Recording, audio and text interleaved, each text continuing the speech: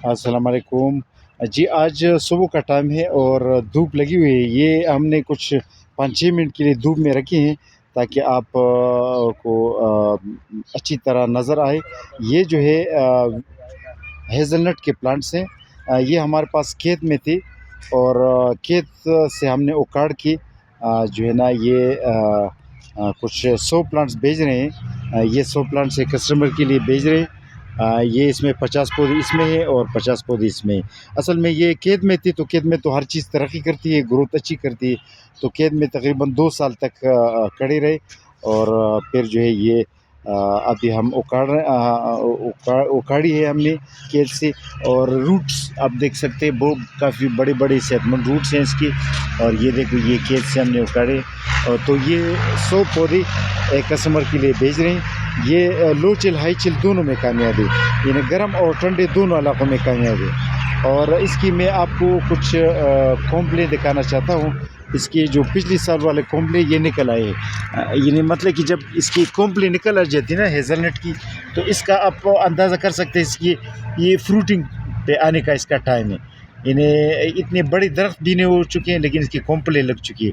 Hazelnut की कॉम्प्ले का मैं आपको दिखाना चाहता हूँ, इस तरह होते हैं, इससे फिर फ्रूट बन जाते हैं। ये इसका फूल है, इसको आप कह सकते हैं ब्लॉसम्स, यानी इसका फूल है।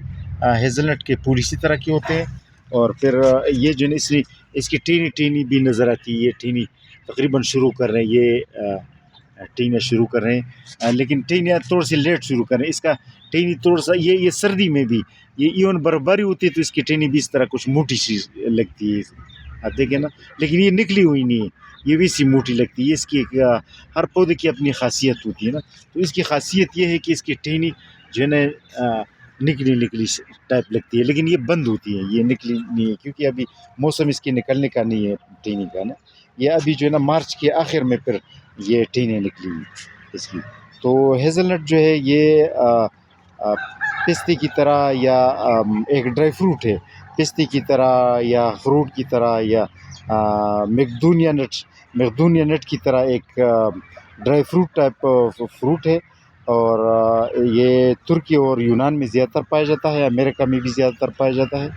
लेकिन ये कि दुनिया में अभी फैल रहे हैं इसके अक़साम। और ये जो है लो चिल हाई चिल दोनों जगहों पर ये कामयाबी से जा रही।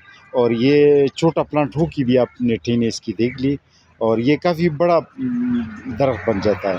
और फिर जो पेकानट्स है उसी की तरह ज़्यादा पैदावार देती है। और बहुत ज़ायक़ादार इसका जो है ना नट होता है। इसका ड्राई फ्रूट जो है बड़ा ज़ायक़ादार है।